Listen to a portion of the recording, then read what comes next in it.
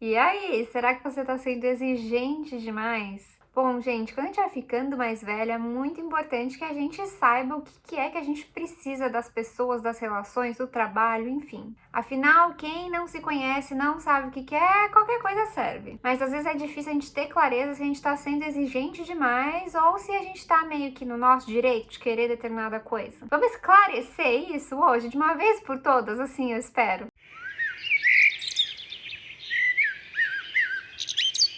Bom, gente, eu diria que o primeiro passo para a gente descobrir e responder essa pergunta é tentar investigar e entender se aquilo que a gente está colocando como necessidade, na realidade, são exigências para atender uma criança ferida. Quando a gente é adulto, isso é um risco grande que a gente corre na realidade, que é trazer questões da nossa infância para a nossa vida adulta e querer demandar e exigir desse mesmo lugar. Então aí fica a pergunta, a gente está vivendo em função de atender essas demandas infantis e essa criança ferida, ou a gente está vivendo em relação à nossa versão adulta? De onde são essas demandas? Mesmo porque, gente, o que não é um comportamento infantil ou imaturo, por assim dizer, se não um comportamento daquele que não consegue aceitar a realidade? Por outro lado, a versão adulta, mesmo que ela não esteja 100% curada, por assim dizer, aliás, ela nunca vai estar, ela está consciente da própria história, nem que seja minimamente. Enquanto que a criança ferida, ela demanda, ela faz birra, ela age como se o outro nos devesse algo. E o mais difícil de tudo, ela tem pouquíssimos recursos para expressar as suas necessidades. Será que você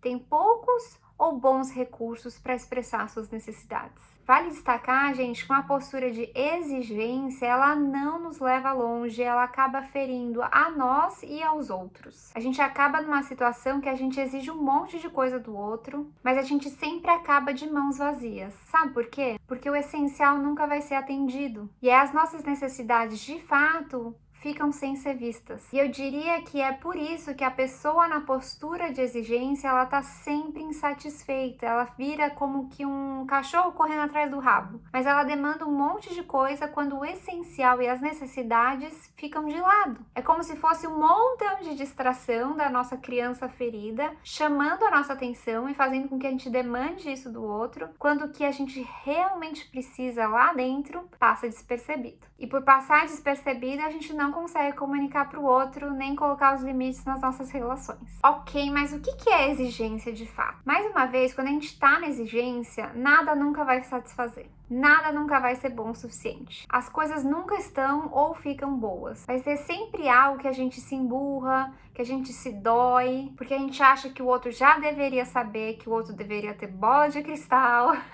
A gente acha que tudo é óbvio e a gente acha que o outro deveria ser melhor. Eu diria que na exigência tem um quê implícito de que as pessoas nunca são boas o suficiente, sabe? Por serem quem elas são. Mas que nós sim somos melhores e sabemos melhor. Olha o perigo. A gente acaba fazendo com que as pessoas que convivem com a gente fiquem pisando em ovos. E raramente a gente consegue expressar as nossas necessidades com amorosidade e tranquilidade. Que é algo, inclusive, que eu vivo batendo nessa tecla com vocês. Quem tá na postura de exigência também costuma lamber as próprias feridas, por assim dizer. A pessoa não se permite seguir em frente e dá o espaço para que as dores do passado sejam superadas. Aliás, a pessoa tende a carregar essas dores muito próxima e muitas vezes vai querendo que o outro lhe dê tratamento especial por conta disso que é tão precioso. E muitas vezes também age de forma infantil, como se não fosse ela quem devesse olhar para as próprias questões, mas sim o outro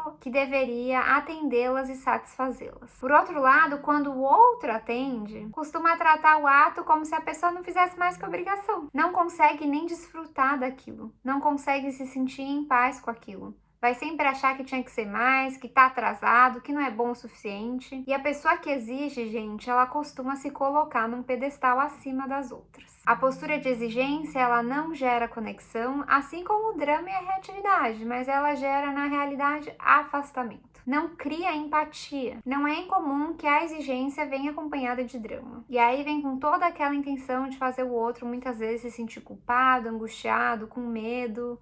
e assim sucessivamente. Bom, gente, se você se identificou com algumas ou várias coisas disso, não se sinta mal, faz parte, somos todos humanos. Eu também sou uma exigente em recuperação. Mas a gente reconhecer e conseguir ver isso é o primeiro passo. É a gente ter esse trabalho de se autoanalisar e falar: poxa, dá para ser melhor. Eu posso fazer melhor, tem uma solução para isso. Então, qual seria o oposto saudável disso tudo? Vou pontuar aqui alguns desses elementos e que eles possam te servir de inspiração. Primeira coisa é entender que ninguém nos deve absolutamente nada. As pessoas não nos devem nada. Entender também que as pessoas não vêm ao mundo prontas. Você não veio ao mundo pronto, meu querido, minha querida. Como que vai ser que o seu parceiro, sua mãe, seu vizinho vai vir ao mundo pronto? E eu não tô falando aqui para você aceitar comportamentos inaceitáveis, mas entender que as pessoas têm o seu próprio processo. E aí o que lhe cabe é comunicar e estabelecer os limites se há algo que não é o que ia acontecer. Outro ponto é a gente saber que a gente sempre pode sair das relações. O meu papel, o que me cabe, é ser aberta e ser honesta com o outro em relação ao que eu preciso. Não como alguém que exige e demanda, mas dizer do que eu sinto, quais são as minhas necessidades. O que o outro faz com isso é meio que o problema dele. Se ele não atender isso, tá tudo ok. Eu sigo com a minha vida em frente. Significa que vou continuar ali naquela situação na qual eu sinto um tremendo desrespeito? Obviamente que não. Eu vou me afastar dessa pessoa, vou seguir em frente. Eu já comuniquei, eu já expliquei, é isso que me cabe. Mas depois de comunicar e explicar, é a sua vez de tomar atitude caso a situação se mantenha. Um outro aspecto é que a gente precisa descobrir e entender os nossos próprios valores, os nossos critérios, o que é inegociável, o que não é negociável.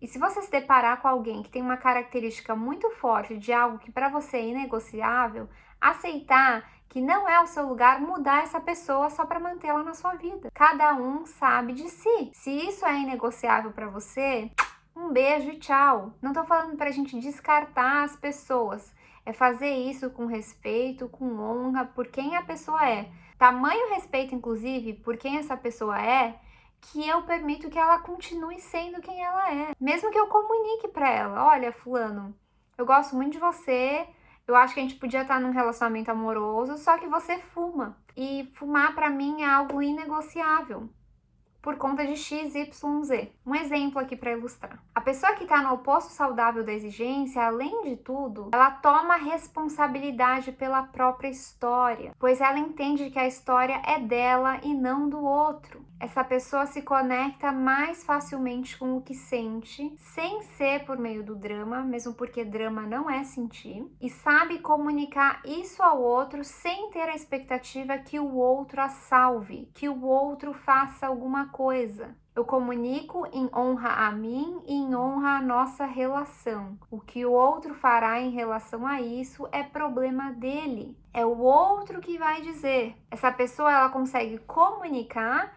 e observar o que acontece, com tranquilidade, sem ansiedade. E ver se as coisas se aprumam. Se as coisas não se aprumam, ela vai avaliar quais são as ações que ela precisa tomar. E aí, gente, me deixa saber aqui nos comentários se você tá na postura de exigência ou se você acha que tá no oposto saudável disso, ou no meio do caminho, ou um pouco de cada um.